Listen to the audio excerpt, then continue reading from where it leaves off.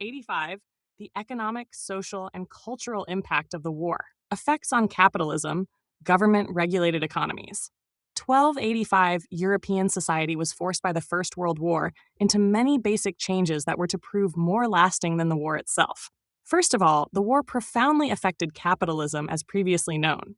Essential to the older capitalism, or economic liberalism, or free private enterprise, had been the idea that government should leave business alone, 729, or at the most regulate a few general conditions under which businesses went about their affairs. Before 1914, governments had increasingly entered the economic field. They had put up tariffs, protected national industries, searched for markets or raw materials by imperialist expansion, or passed protective social legislation to benefit children and the wage-earning classes.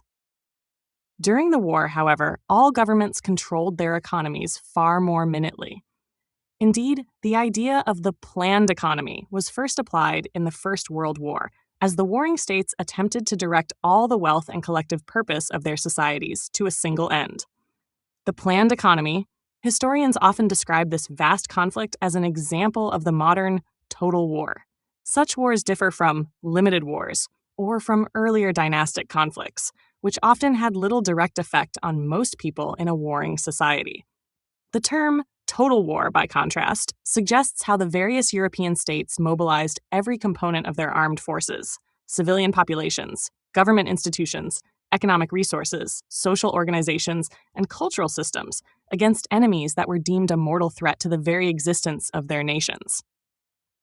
The war's enormous human and financial costs required constant propaganda campaigns to sustain civilian morale, recruit more soldiers, and counter a growing disillusionment with leaders who could never achieve a decisive victory.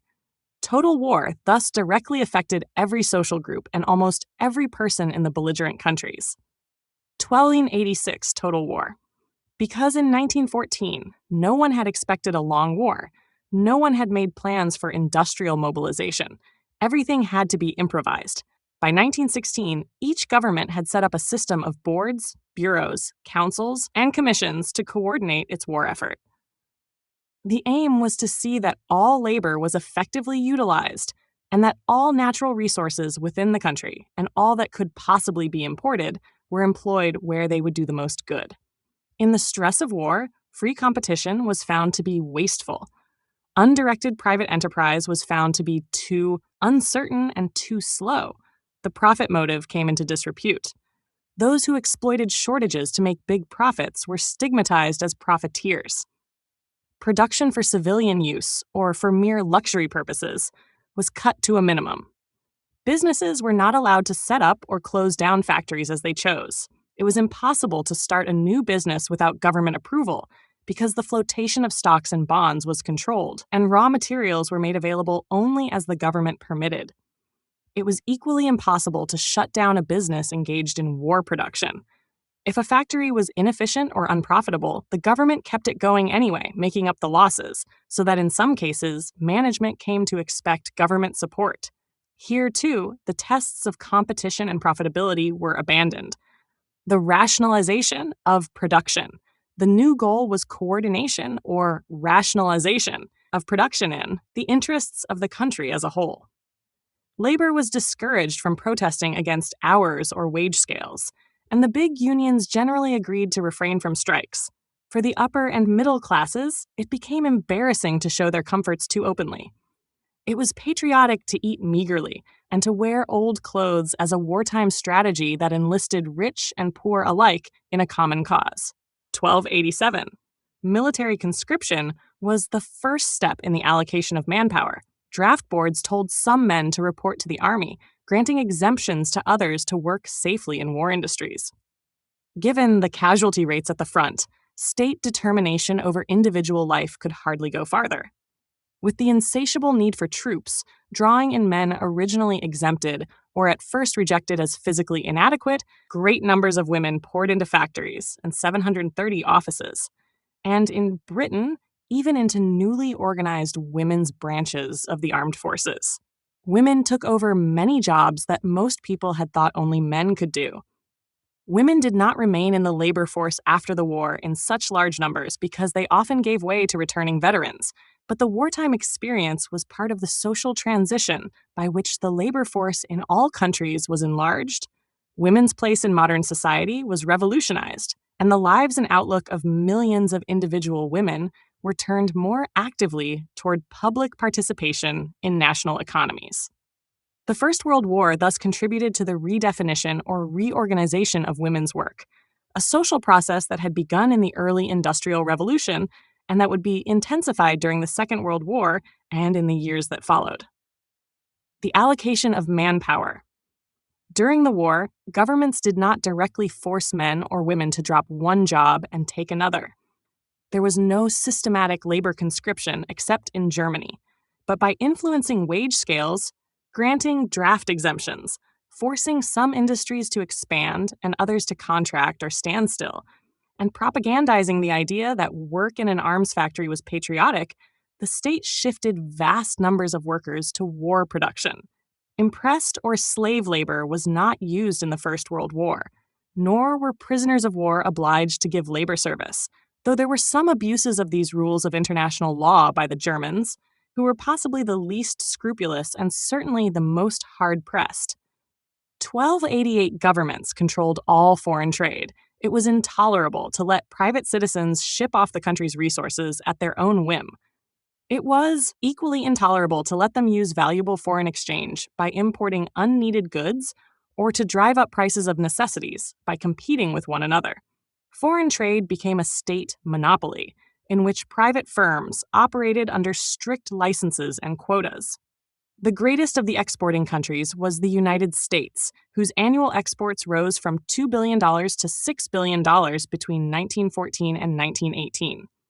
The endless demand for American farm and factory products naturally drove up prices, which, however, were fixed by law in 1917 for the most important items. Export controls.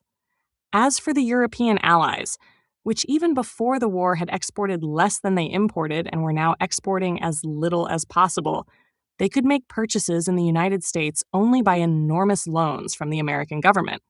British and French citizens, under pressure from their own governments, sold off their American stocks and bonds, which were bought up by Americans.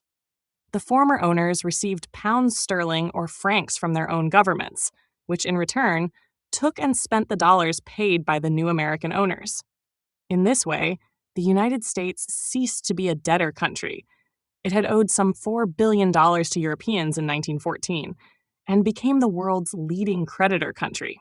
Taxes rose in all the belligerent countries, but Europe's long-term borrowing and debts increased even more than taxes.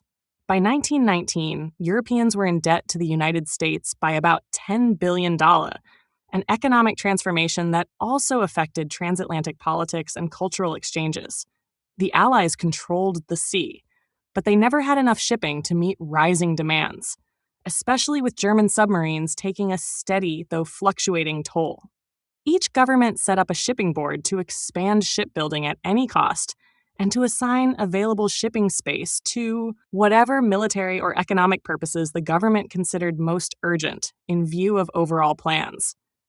Control and allocation eventually became 1289, international under the Interallied Shipping Council, of which the United States was a member after entering the war. In England and France, where all manufactures depended on imports, government control of shipping, and hence of imports, was itself enough to give control over the whole economy. Shipping and imports. 731. The need for workers during the First World War opened opportunities for women in jobs that were traditionally open only to men. These German women, who were working in a munitions factory in 1916, exemplified this trend in the workforce and also the general mobilization of an entire population to serve the demands of modern warfare. Mary Evans, Robert Hunt Collection, The Image Works. Germany, denied access to the sea and also to Russia and Western Europe, was obliged to adopt unprecedented measures of self-sufficiency. The Germans went with less food than other belligerents. Their government controls became more thorough and more efficient, producing what they called war socialism. In Walter Rathenau, they 1290 found a man with the necessary ideas and organizing skills. He was a Jewish industrialist, son of the head of the German Electrical Trust. One of the first to foresee a long war, he launched a program for the mobilization of raw materials. Early in the war, it seemed that Germany might be soon defeated by lack of nitrogen, necessary to make explosives. Rathenau sweepingly requisitioned every conceivable natural source, including the very manure from the farmers' barnyards, until German chemists succeeded in extracting nitrogen from the air. The German chemical industry developed many other substitute products, such as synthetic rubber. German production was organized into war companies, one for each line of industry, with private business firms working under close government supervision. German war socialism. The other warring governments also replaced competition between individual firms and factories with coordination. Consortiums of industrialists in France allocated raw materials and government orders within each industry. The War Industries Board did the 732 same in the United States. In Britain, similar methods became so efficient that by 1918, for example, the country produced every 2 weeks as many shells as in the whole first year of the war, and turned out 70 times as much heavy artillery. Inflation, industrial changes, control of ideas. No government, even by heavy taxes, could raise all the funds it needed except by printing paper money, selling huge bond issues, or obliging banks to grant it credit. The result, given heavy demand and acute shortages, was rapid inflation of prices. Prices and wages were regulated, but were never again so low as before 1914. The hardest hit by this development were those whose income could not easily be augmented, people living on supposedly safe investments, those drawing annual $12.91 salaries, professional people, government employees. These classes had been one of the most stabilizing social influences in Europe before the war.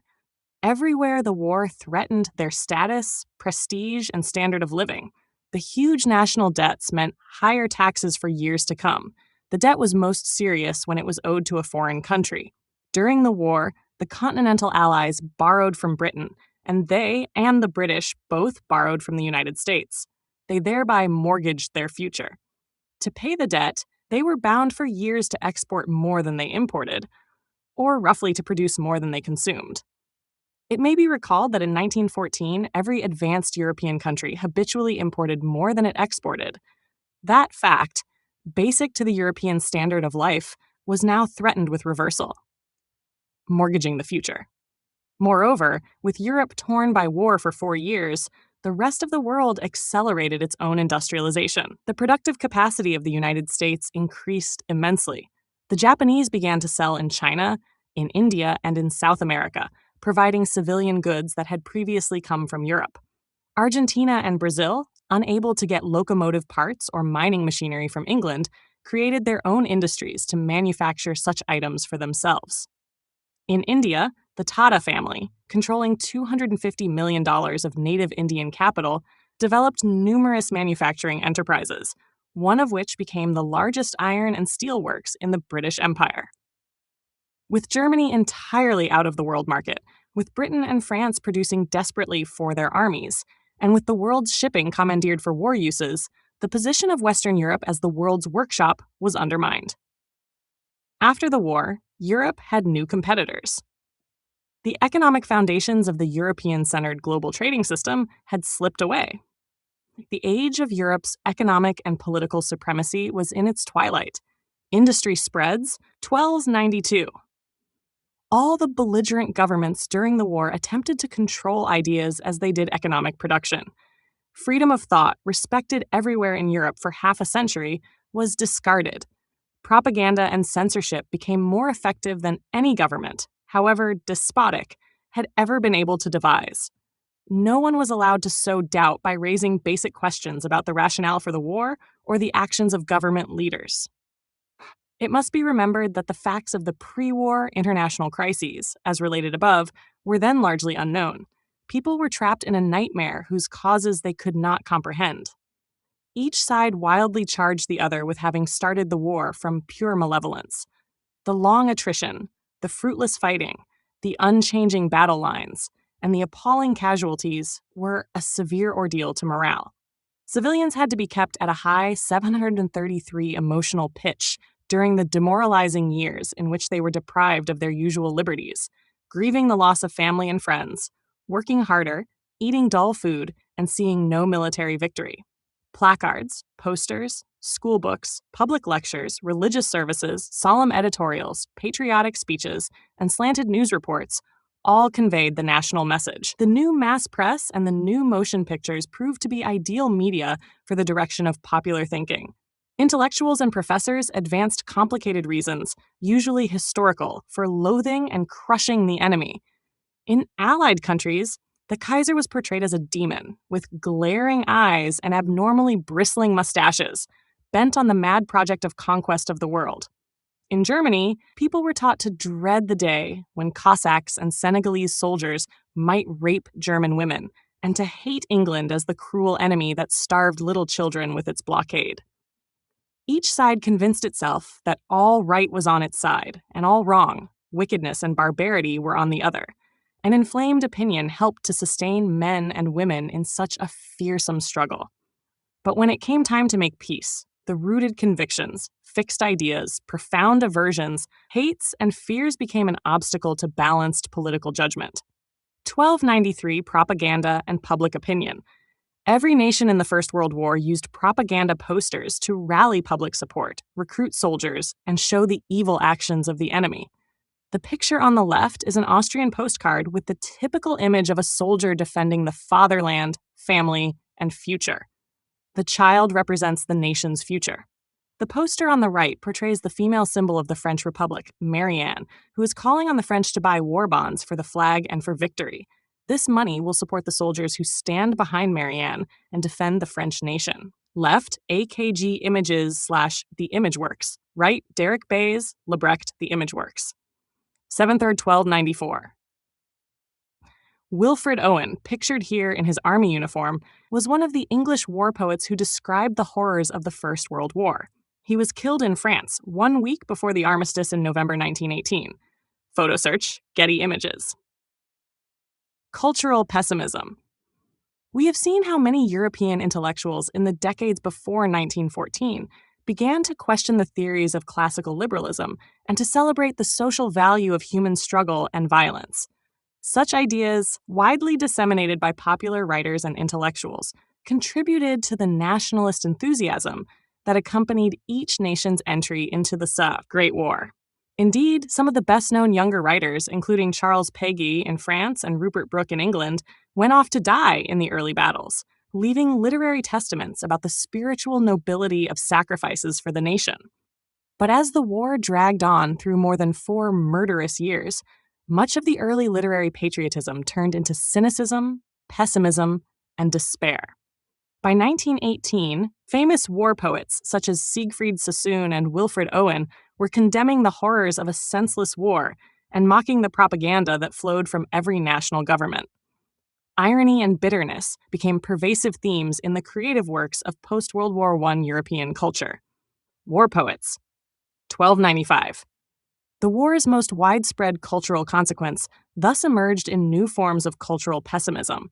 The psychological studies of Sigmund Freud, for example, increasingly emphasized the raw power of human aggression, which Freud began to call the death instinct, which could never be completely tamed in even the most advanced modern societies. His famous post-war book, Civil,